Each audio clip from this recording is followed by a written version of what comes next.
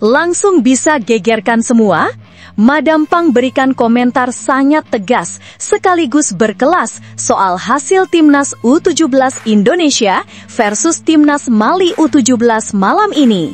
Sampai belak-belakan kembali beri peringatan tegas kepada Ketum PSSI Erick Thohir jangan blunder lagi dengan pecat pelatih lokal asli Indonesia Nova Arianto. Benarkah?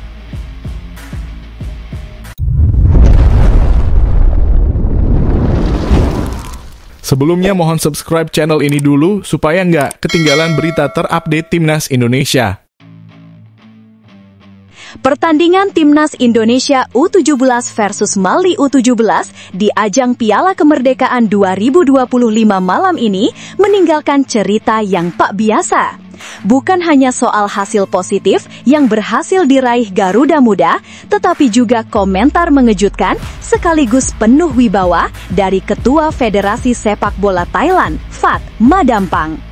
Dalam sebuah wawancara usai pertandingan, sosok wanita yang dikenal sebagai salah satu tokoh berpengaruh di sepak bola Asia Tenggara itu memberikan pujian tinggi kepada Timnas Indonesia U17.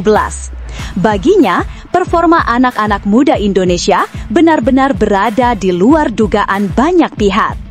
Indonesia muda benar-benar di luar dugaan. Mereka terus berkembang lebih baik setiap waktu.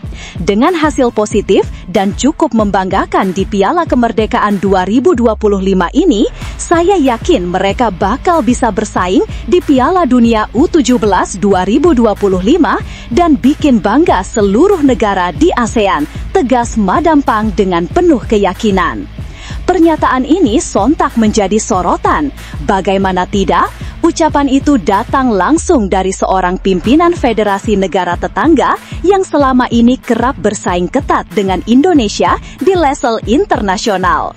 Ucapan Madam Pang seolah menegaskan bahwa kemajuan sepak bola Indonesia kini tak bisa lagi dipandang sebelah mata, bahkan oleh rival klasik sekalipun. Lebih mengejutkan lagi, Madam Pang tidak hanya memuji penampilan Indonesia U17, tetapi juga secara khusus memberikan pesan penting kepada Erick Thohir, Ketua Umum PSSI sekaligus partner dekatnya di dunia sepak bola Asia. Ia menyinggung tentang posisi pelatih Nova Arianto, sosok lokal asli Indonesia yang saat ini menahkodai Garuda Muda. Untuk teman sekaligus partner saya Erick Thohir, sekali lagi saya ingatkan, jangan sampai memecat pelatih lokal asli Indonesia, Nova Arianto, dan diganti yang lain meskipun itu dari Eropa. Indonesia punya khas sendiri dalam bermain. Kalau Anda paksa dengan gaya Eropa, Anda cuma terlihat indah dalam permainan, tapi soal hasil jangan harap akan bisa bagus, kata Madam Pang lantang. Ucapan ini jelas menohok sekaligus membuka mata banyak pihak. Dalam beberapa tahun terakhir, isu mengenai ketergantungan Indonesia terhadap pelatih asing kerap menjadi perbincangan. Namun, Madam Pang justru menegaskan bahwa keberadaan pelatih lokal seperti Nova Arianto adalah aset besar yang seharusnya dipertahankan. Pernyataan Madam Pang juga menggarisbawahi filosofi sepak bola. Menurutnya, setiap negara memiliki kekhasan tersendiri dalam bermain. Indonesia dengan semangat, energi, dan karakter unik para pemain mudanya diyakini bisa menjadi lebih berbahaya jika dikelola dengan gaya yang sesuai.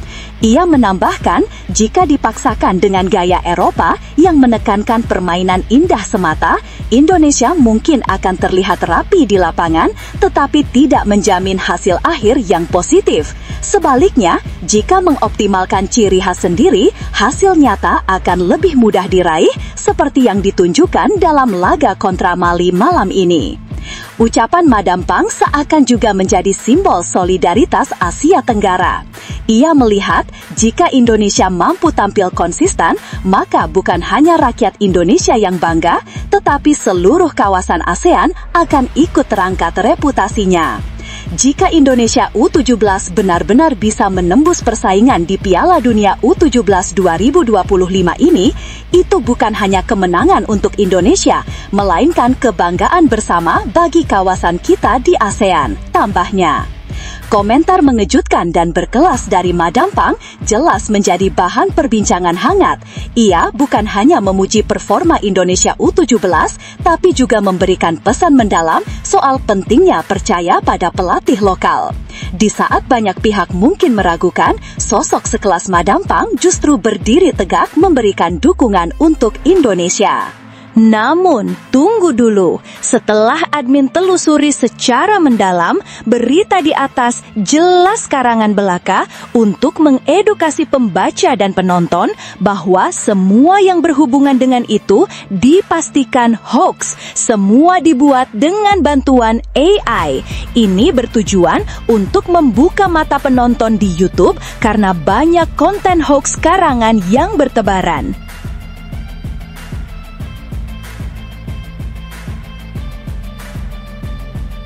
Nama Indonesia menggema. Legenda ternama Inggris ini berikan pujian tinggi pada pemain berdarah Indonesia, Tijani Reinders, yang langsung nyetel dengan tim Manchester City. Semua auto kagum sekaligus bangga. Simak pengakuan sang legenda berikut ini.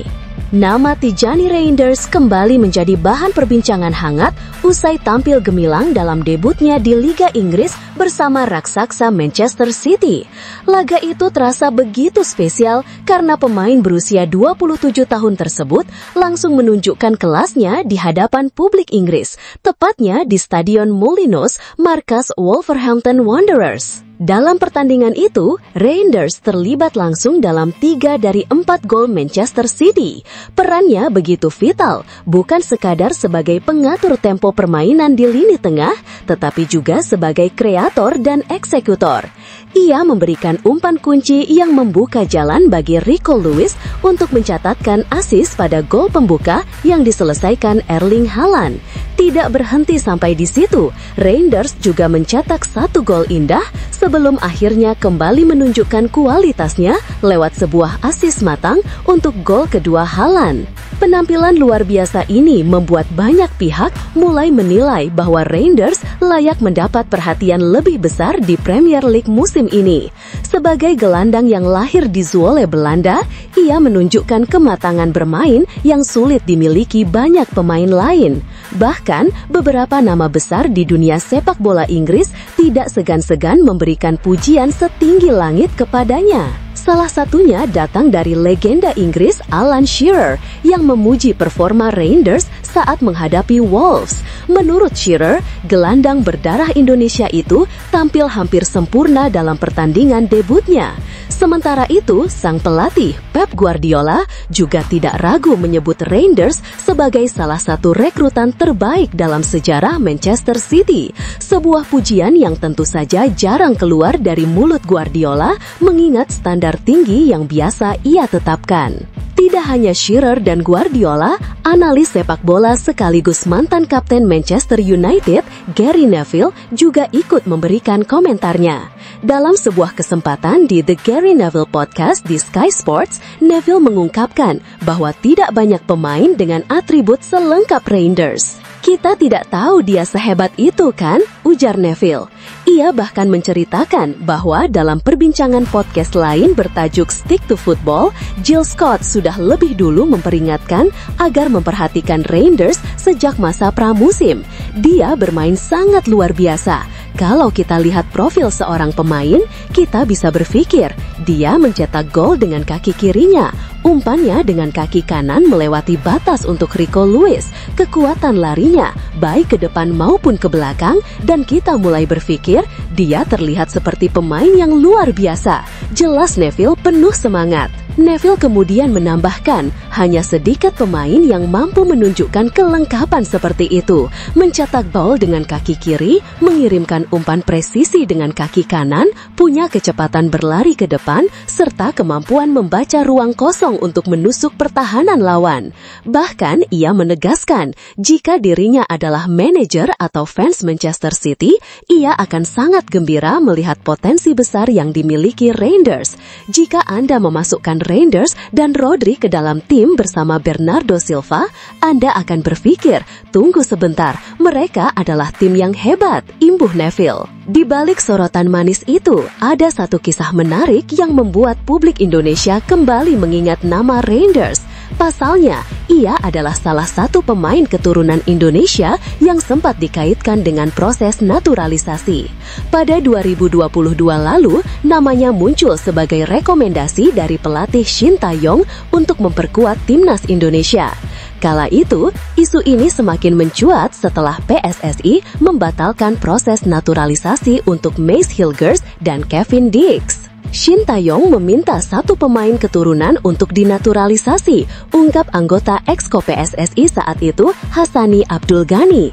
Hassani menjelaskan, sosok yang dimaksud adalah seorang gelandang serang yang bermain untuk AZ Alkmaar dan memiliki darah Maluku.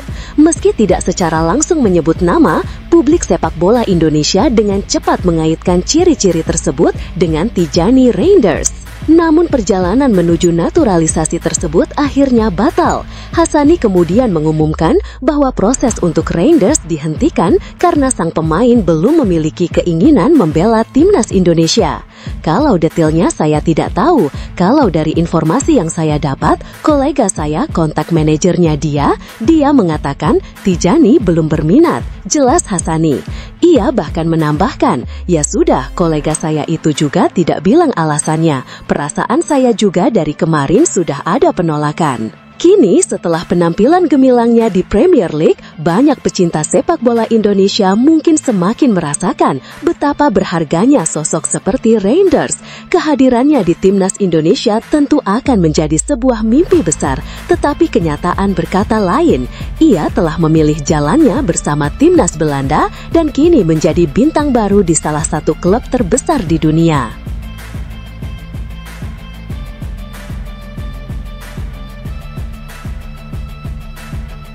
Breaking news, kejutan besar. Lama tak ada info, FC Dallas akhirnya berikan kabar terbaru soal kondisi Marten Paes jelang FIFA Matchday September 2025. Simak berita selengkapnya berikut ini. Kabar kurang menyenangkan datang untuk timnas Indonesia hanya 2 pekan menjelang agenda internasional mereka. FC Dallas mengumumkan bahwa kiper utama Garuda, Marten Paes, mengalami cedera. Situasi ini tentu menjadi pukulan bagi skuad asuhan Patrick Kluivert yang tengah bersiap menghadapi 2 laga FIFA Matchday penting. Seperti diketahui, PSSI sudah memastikan jadwal timnas Indonesia menghadapi Kuwait dan Lebanon pada 5 dan 8 September 2025 mendatang di Surabaya. Duel ini bukan sekedar pertandingan uji coba biasa, melainkan ajang untuk mengukur kekuatan sekaligus menjaga posisi Indonesia dalam peringkat FIFA. Namun sayangnya, masalah justru muncul di sektor penjaga gawang yang seharusnya menjadi salah satu fondasi utama. Sebelumnya, pada agenda Juni lalu, pelatih Patrick Kluivert sempat melakukan perubahan besar di posisi kiper. Marten Paes, yang kala itu berstatus kiper nomor 1, harus menjalani hukuman skorsing akibat akumulasi kartu kuning. Kondisi tersebut memaksa Kluivert menurunkan Emil Audero Mulyadi sebagai pilihan utama. Emil tampil cukup solid dan memberikan kepercayaan diri baru untuk lini belakang Garuda. Namun kini, memasuki akhir Agustus, persoalan baru kembali muncul. Marten Paes kembali terancam absen, kali ini bukan karena hukuman, melainkan akibat cedera. Produk Akademi FC Utrecht itu mendadak menghilang dari 2 pertandingan terakhir FC Dallas di ajang Major League Soccer MLS. Ketidakhadirannya langsung memunculkan spekulasi mengenai kondisi fisiknya, mengingat tidak ada catatan larangan bermain yang menimpanya. Dugaan tersebut akhirnya terkonfirmasi.